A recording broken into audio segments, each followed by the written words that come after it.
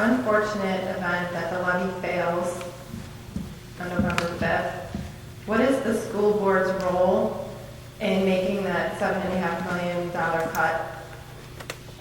And what is that going to look like? I've heard Mr. Thompson speak about teachers and extracurriculars. What is your job? How does that look for you if that were to happen? And is there any leeway? I mean, is there any, what does that look like? May I say this? Mr. Thompson is the one that has to address that issue. He will suggest to us if we're wrong. You know what I mean? We're the one that finally approves it. He knows what's going on in the district. So there's no discussion as far as... Yeah, well, I'll tell you procedurally first. Procedurally, from my perspective, it would depend on as much that election as much on the election of the board. So if there were certain candidates elected, I would turn to those candidates in the January session and say, you've been successful in your bid. Now please lay out your plan to me how we're going to recoup $7.5 million in lost revenue. My guess is that I would get blank stares because there is no solution, folks. If you take a look at the audit report recommended $1,430,000 in reductions to what's called ESP. That's guidance counselors, nurses, social workers, art teachers, music teachers, and librarians. Thank you, media specialists. And why did they pick that area and not regular education teachers? They cut that area to state minimums, the state minimum. If you look at our regular education teachers, you know how many we have above state minimums right now? 1.75 teachers. So there was no money to cut there. The auditor spent 2 years on that report to do what I could have done in 15 minutes, and I'm not kidding. All they did was take our staffing in the only area they could, and they took it to a state minimum. Then the other $250,000 in their recommendation is severance payouts. That's a part of the negotiated agreement. $1.4 million, $1.7 million is less than 1% of our total budget. So if that levy were to fail, and I've done my best to figure out how we could possibly do this. If you take the $1.4 million off, obviously that leaves us $6.1 million short. If I cut everything, athletics, band, choir, everything you can think of, I can only get to $6.1 million in totality. I'm still $1.5 million short, $1.4 million short. I can't even do that though because that would take us below state minimums, which I can't do. So that's not really even an option. Another option is to do nothing and let the state come in and take us over. Well, what would the state do? The state would put us in fiscal emergency eventually, establish a board. The current board would have no power. Essentially, the superintendent has very little power. That board runs the district. They bring in a cookie cutter. They lay it down. They institute the cuts. They force you to either balance your budget, or Thompson Ledgemont down the road is a prime example of a school that is in state emergency, fiscal emergency, and they're in the state loan fund. They're at state minimums across the board, yet they still need state loans, and they're millions and millions and millions of dollars in debt. I don't know how that school district is going to survive, but nobody wants them either, because the law says if you incorporate them, you must take their debt. So what school district's going to incorporate with them? So it becomes this horrible scenario for Thompson Ledgemont. And I would submit to you, would any of you, regardless of the price, if you had children, would you buy a home in Thompson Ledgemont School District? their home values are plummeting. Even the anti-levy people, what they don't realize is the impact on their property value. And I've even had some of them say, well, it doesn't matter because I'm going to live in my house until I die. Well, that may be true, and you may take inheritance away from your children, and that may not be an issue. You might not like them. I don't know. All around you. What happens to the streets you drive on as property values decrease and municipalities are more hard-pressed? What happens to the entire community? Folks, I know I'm preaching to the choir here, but I'm telling you, beyond, without exaggeration, there is no way to cut out of this hole. I even ran the numbers. If we closed North High School, went to a 5-period day, like Parma did, if you can recall, Parma did this just a few years ago. Only let our kids take 5 classes, don't feed them lunch. I still can't balance the budget. Without the $7.5 million, we cannot operate the school district beyond about January or February of next school year. Do we have another question?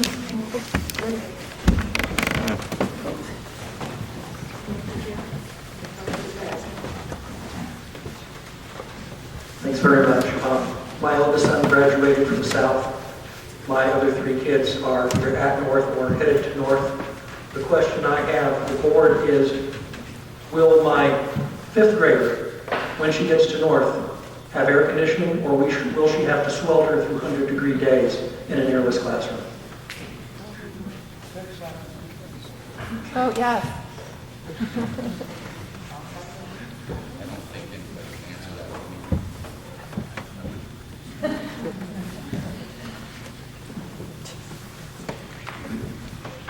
Currently, as you know, we had $22 million in qualified school construction bond money. That money was deeded by property. You couldn't just spend, you can't just spend it anywhere you want. We also got pretty creative with House Bill 264 energy conservation funds, and we generated about another $10 million in funds for that for renovations across the district. The initial plan that we had moving forward on our 5-year facilities plan and our 5-year forecast was a $130 million bond issue, which we hope to propose to the community, which was 3.9 mils. That would have called for a new North High School, a new South High School, South High School being renovated. That was part of the plan, to renovate South High School. South High School would have become Willoughby Middle. Willoughby Middle would have been torn down, and new Willoughby Middle would have been built. Longfellow and Washington Elementaries would have been torn down, and a new Longfellow Elementary would have been built.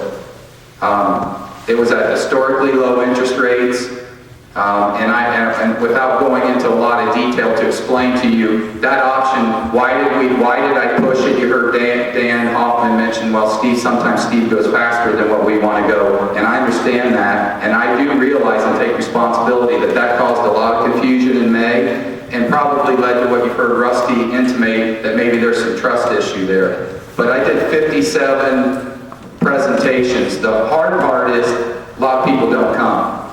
So it's hard to get information out to people when they're not receptive to hearing it. But there was a concrete plan that would have shored up our facilities, which are badly in need of repair, and do it at historically low interest rates and probably the lowest millage we'll ever have an opportunity again. We're not going to, that window is gone. We couldn't even introduce it again moving forward now, even if we wanted to.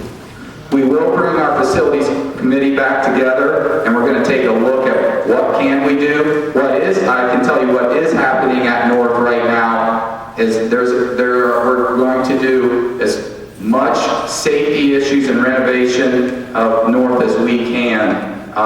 There's bids out right now. I can't specifically tell you exactly what we're going to do until I get the bids back. I've got to get the base bids back and the alternate bids back to see what we can do. But I can tell you that HVAC is not going to be on the table, because HVAC at North would be about $3 million alone.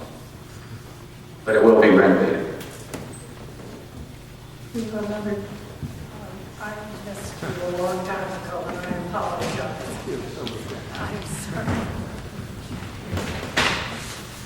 Question to Larry Luciano and Rusty Bliss, and I'm only picking on you guys only because you're not incumbents.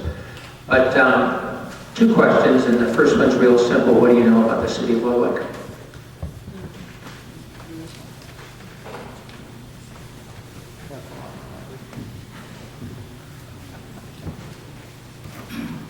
I grew up in Euclid, like I said. I told you that. I have relatives in Willowick, friends in Willowick, family in Eastlake. I spent my younger years running all over Willowick. And the thing you always got, the take you always got from people in Willowick has this stigma of, unjustly so, being the stepchild sister in the district.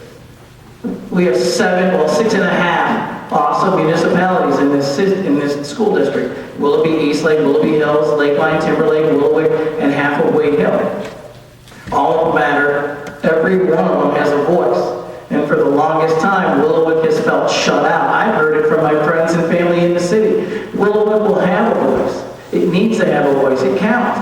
They need to have their say. So you don't have your own high school there, but it's still part of the district. That's not the issue. The issue is it's part of the district that needs to have get the same shape that any of the other schools. I don't think there's a whole lot of kids in the Wade Hill side that go to our schools, but every one of those cities has a stake in the district, and they all matter. And Willowick deserves it should never be left out or have that shadow cast on it that it's the stepchild city in the district. That's wrong. It's been historically wrong. And one of the things I said last night, there's some people here that were at an event I had in Willowick last night that they know my feelings for Willowick. And this city, like I said, it has a voice, and it's going to have one on the board. Yeah, I got that same impression from talking to people that Willowick has felt like it's why it's not Willoughby, Eastlake, Willowick School District is sometimes. Willowick East. There you go. Maybe Eastlake doesn't sound better. But they felt slighted in some ways about that. So I did reach out to Royal View's PTA and attended one of their PTA meetings. I did contact Willowick Council to attend one of their council meetings. They said that they didn't want to set that precedent.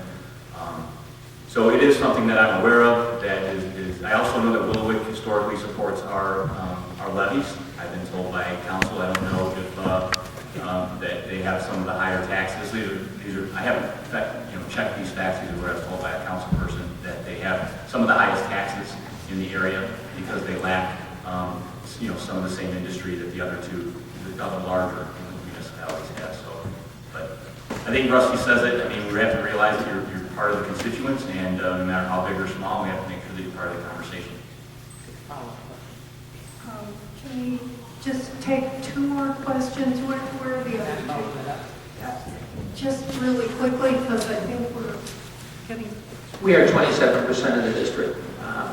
And here's the problem that the school board is going to face, and they know that. We've said this already. We've already moved by December 31st, 200 homes will have changed hands, most of the young families. And so our demographics have shown, if you look at the census, that the number of elderly in this community is dropping, the number of kids is skyrocketing. You can already see that at Royal View. If those first graders and kindergartens got together, they take over the city. That trend is going to continue. That's a good thing for us. How will you address that? Okay. Did you just want the anonymous comments?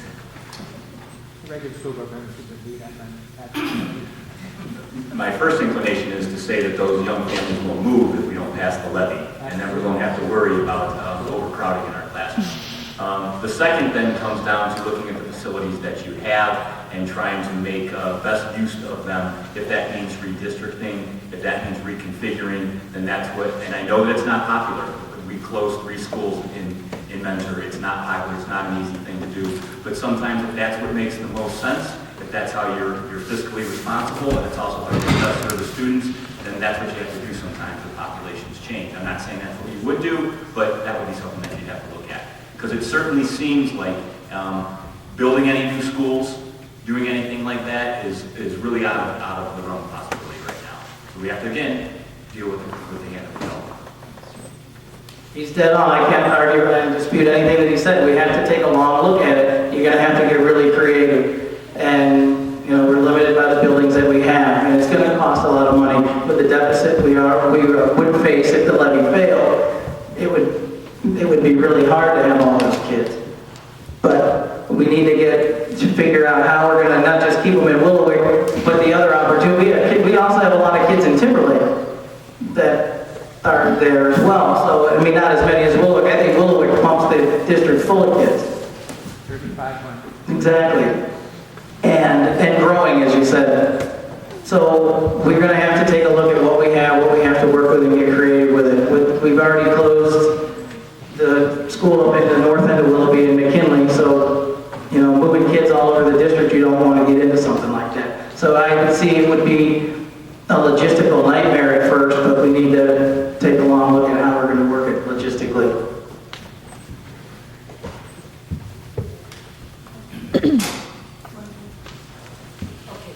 Last two. I think the school board's job is to provide leadership not only for the next 4 years, but beyond that. So my question for each of you is, what do you think the most significant issue facing the district for the next 10 or 15 years will be? I would submit that there are more than 5 of them. So saying that you think the last person used your answer probably isn't going to be creative enough for me, unless you've got a much better answer to part 2 of my question, which is, what are you going to do? Not what are Steve going to recommend you to do, but what are you going to do for the next 4 years to address that problem? We'll start over here.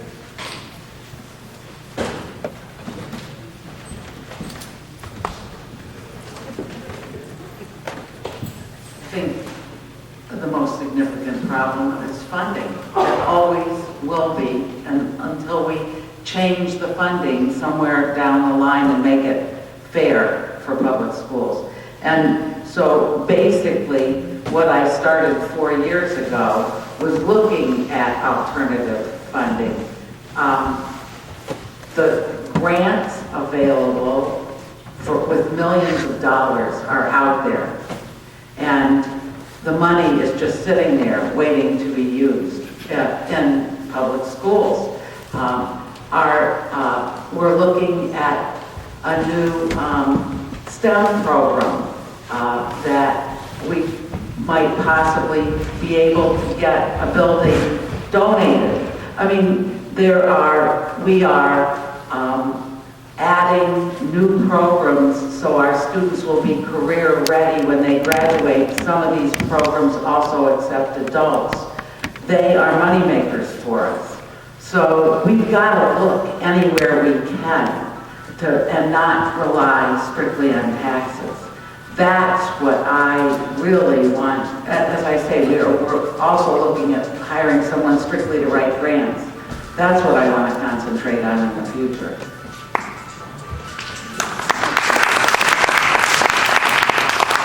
There's quite a few things as you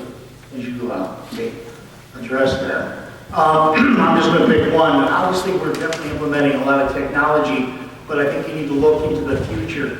Whatever we purchase now, we're going to have to update, and that's going to cost money as well. So we need to have money to make sure that we purchase the correct items, which we're definitely frugal in doing, and make sure that we keep it current and up to date. So if we buy 1,000 computers now, in a few years, you're going to have to update that. So it's another $1,000. Does that make sense? So currently, that's going to be a big problem. And there's quite a few other things. That was an easy one.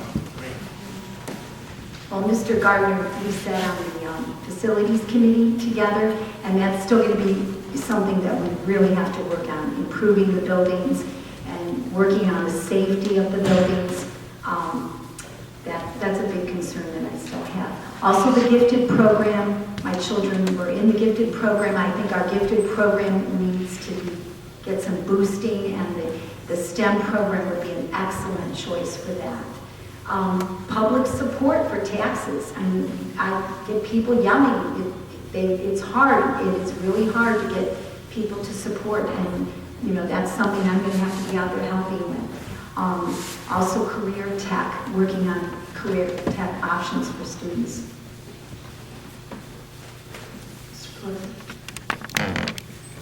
The first and foremost thing, we're not going to get into a curriculum debate again, but this gentleman brought it up here was the buildings. And we've seen progress at South, and we're starting to see progress. And I saw it firsthand at Grant last year, the last 2 years, at the elementary school in Lost Nation. But the way to get around, the way to get our facilities retooled and redone, we're going to have to pass levies. And we have an issue with the residents and the taxpayers. A lot of them don't know how the levies work. So a lot of people just look at them as, man, it's another tax on my property. The state laws, we mentioned it before, Dan talked about it, it's wrong. It was ruled unconstitutional 3 times by the Ohio State Supreme Court, yet it's still a game we have to play for educational funding. So the public knows the investment that a vibrant school district is, and they don't know this just 2 months away from an election, but they know it all the time, and they're involved, and they know that they're making an investment. Same with our businesses. So if we keep them educated and we act as not just a school board, but a liaison between the superintendent and the community, we can open up their minds to where they are educated on how it all works and what their money's actually going to. So I think the buildings would be first and foremost. I think for me it's a matter of how agile our public schools can be. Up until really like the last 10 or 15 years, schools looked and functioned pretty much the same way as they had for the last 150 years. The last 10 years, and really the last 5 years in particular, have been completely disruptive. And we need to make sure that we remain agile, that we change, at the same time that our kids continue to show up every day. So we need to change at the same time, make sure that the current kids in our classroom don't get negatively impacted by a bad choice, whatever that bad choice may be. So to me, it's a matter of making sure that we continue to change along the way and deal with all the politics and all the mandates that come our way, and at the same time stay focused on our mission, which is to educate our kids. This will be the last question. Thank you. I'm not an educator, I'm a dad, and I've done some volunteer work and I've worked within some groups, and one of the things I find value in a lot is diversity. And I see that we're heading into uncharted waters with our schools, with our government, with a lot of oversight that's really been stuffed down our throats. What I ask of the incumbents is, what are you going to do to reinvent yourself to deal with some of these issues? Because these just didn't come up today. We've been working on these things for years. And as new board members, what are you guys going to do to facilitate change within the board with people that are still going to be there and do it appropriately, with grace and with professionalism?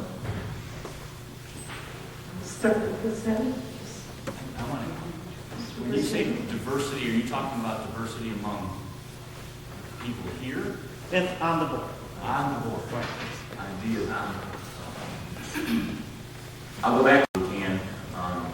I pride myself on listening to people and making practical, finding practical solutions to things. And sometimes, I guess I'm guilty of this. If I find that somebody is not going to be swayed by reason, you listen to them, but at the same time, you have to make sure that it's time to move forward. And if the collective wisdom of the group is to move forward in a certain direction, then that's the way that you go. I might not be exactly on board with everything, but that's the way it goes sometimes. You have to compromise. And if you don't compromise, you don't make any progress. Professionalism is the number one word. We're not going to agree on everything. You need to have discussions. We can't have, at the same time, we can't have people that go along just to get along. If you have something that you believe in, you need to put it out there. There's ways you can work to a good ending without getting nasty. And I think if the cooler heads prevail in this, and we do keep it on a professional level, no matter what the difference in opinion is or the difference in ideas, and we can find a common ground. So I think we just have to find it in ourselves to do that.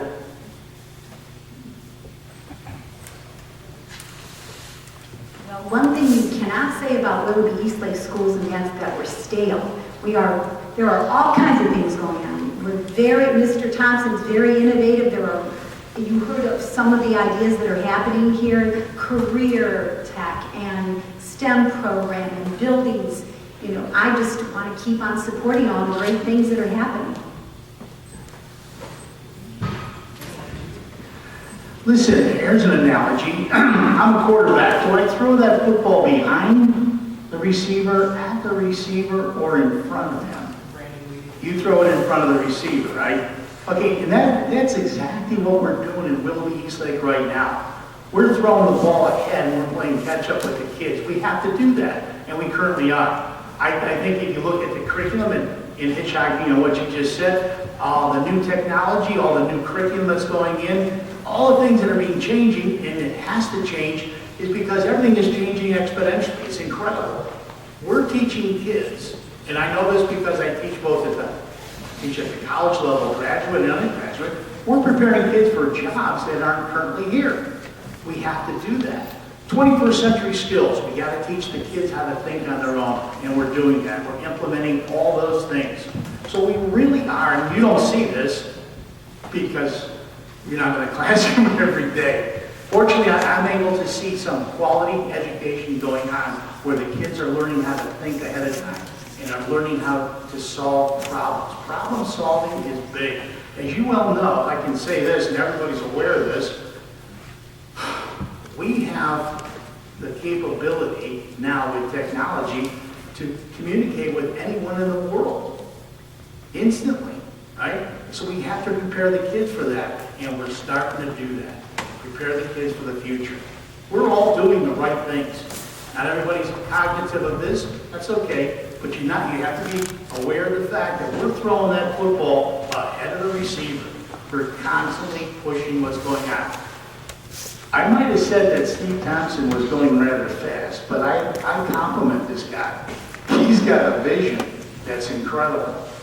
Maybe I'm a slow guy. That's possible. Who's next, you? Diversity.